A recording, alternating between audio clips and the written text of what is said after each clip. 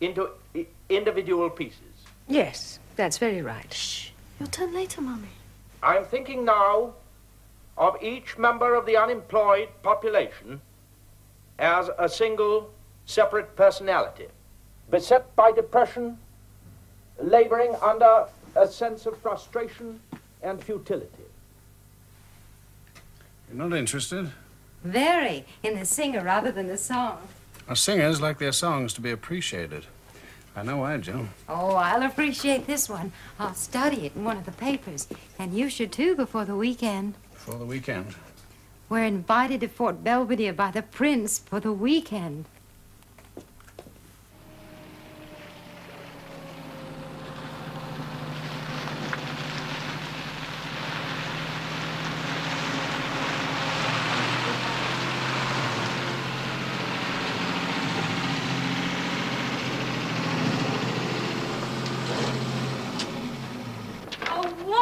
How lovely it is to see you and Ernest here. How very kind of His Royal Highness to invite us. Oh, hello, Ernest. Good evening, Wallace. Good evening, sir.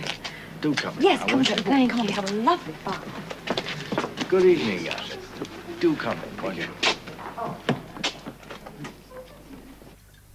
Now, as this is Wallace and Ernest's first visit to the fort, I think I should explain the house rules. There's only one, that you must enjoy yourselves at all times. Now, you stay up as late as you like and do just as you please. Right, sir? Absolutely. I ain't asked my friends to the fort. It's my retreat from public life. And that's the way I like it. That sounds lovely, doesn't it, Ernest? Certainly does. Now, lunch would seem to be ready. Will you bring our guests in, Thumb? Bring your drinks with you. Now, look, I must warn you.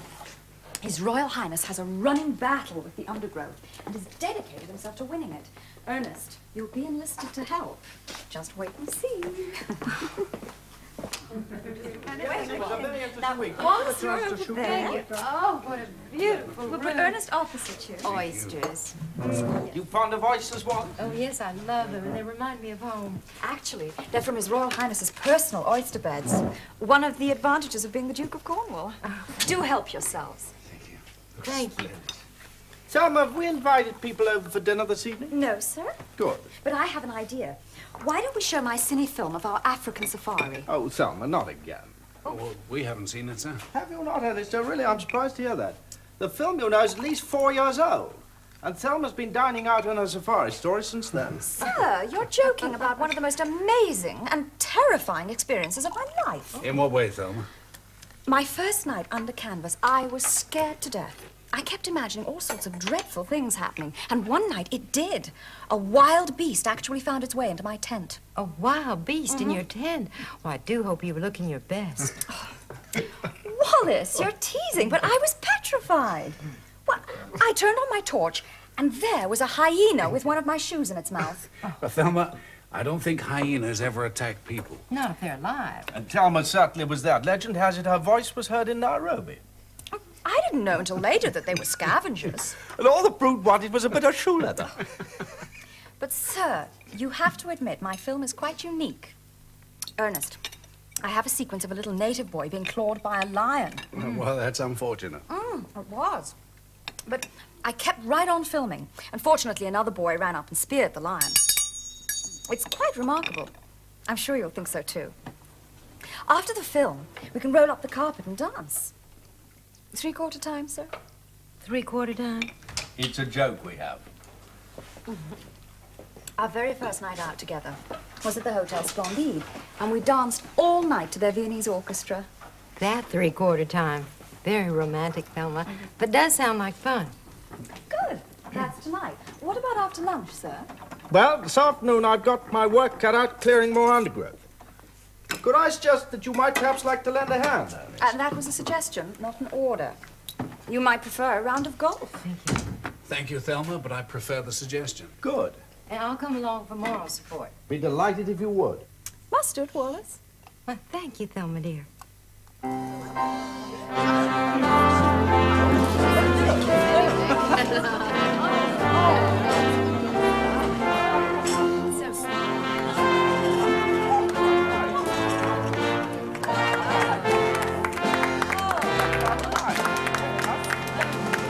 Darling, where are the candles? Yes. Well, the cake wasn't big enough to hold them all. Anyway, candles are for children. And for the childish Thelma, dear. Wallace may be growing older, but none of us ever know. Oh, here. Well said. May I have the honor of the next dance? Of course, sir. But the honor is all mine.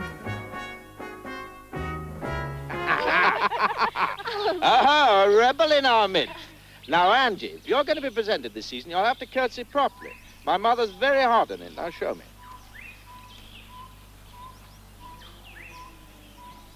Not bad, Thank you, sir. but not good. You'll never be debutante of the year. Primrose Salt do a dance I better than that. Now, try it again. I'm not sure I want to be debutante at all. Yes, you do. Now, come on, try it again. That's better. Much better. Very good. Guess who's there this weekend? Frida Dudley Ward, his good habit. Oh, sometimes I'm not so sure. Consider his position. Well, it's a very fine position, the finest position in the world, perhaps. Thelma, a man must have companionship for his leisure. And from what you say, well, she's not only a good companion, but also an attractive one. Who has a tremendous hold over him. He always goes to see her, and no one has ever quite got him away. Really? But she's married, and it's time Prince Charming found his own wife. Oh, Prince Charming is traditionally a bachelor. Yeah, but he has to get married in the last act. When the time draws near for him to be king, he has to find a girl of suitable age and rank. But our prince shows no sign of being interested in that idea. He only likes women who are married already, like Frida Dudley Ward. And Thelma Furness. Yes, but Frida started it all, don't you see? She got him into the habit of married women. She provided him with a ready-made family. All the comforts of marriage, and none of the duties. Why should you care? It means you're more likely to keep him, or rather you're sharing him. Well, the king must have a son. He's not king yet. He must find a proper wife for the future king of England. Not much room for the likes of you in this new life you prescribe for him. Oh, of course not. When he's king, he must give up the likes of me. You've become very British in some ways, Thelma. I myself remain at heart American. I should never bow myself out so respectfully. And nor shall I. Until it's necessary. After all, it's not as if I can marry him myself. Why not? You could always get a divorce from Duke with his record. Wallace Simpson. Future kings of England do not marry divorced women. You mean they never have?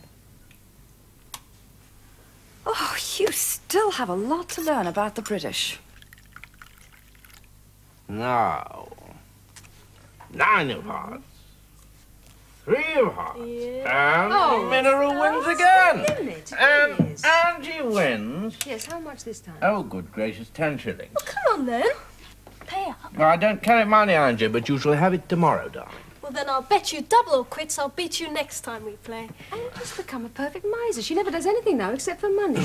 No, that's not true. Time for bed, isn't it? Yes, it's time done. Come along, Angie. Otherwise, you'll have the most dreadful bags under your eyes like me.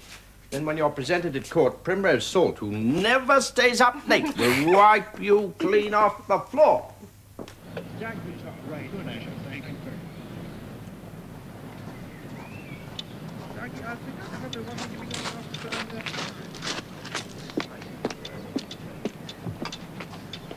Good game, darling. Yes, won by 5 and 3. I was a bit lucky, though. Ah, good. Thank you. Thank you, Maggie.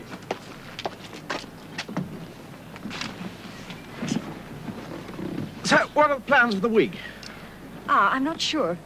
I've had a letter from Gloria in California, and she wants me to join her. I feel I ought to go. You wouldn't mind, would you? For how long? Oh, 5 or 6 weeks. Oh, I don't want to leave you, but I do want to see Gloria.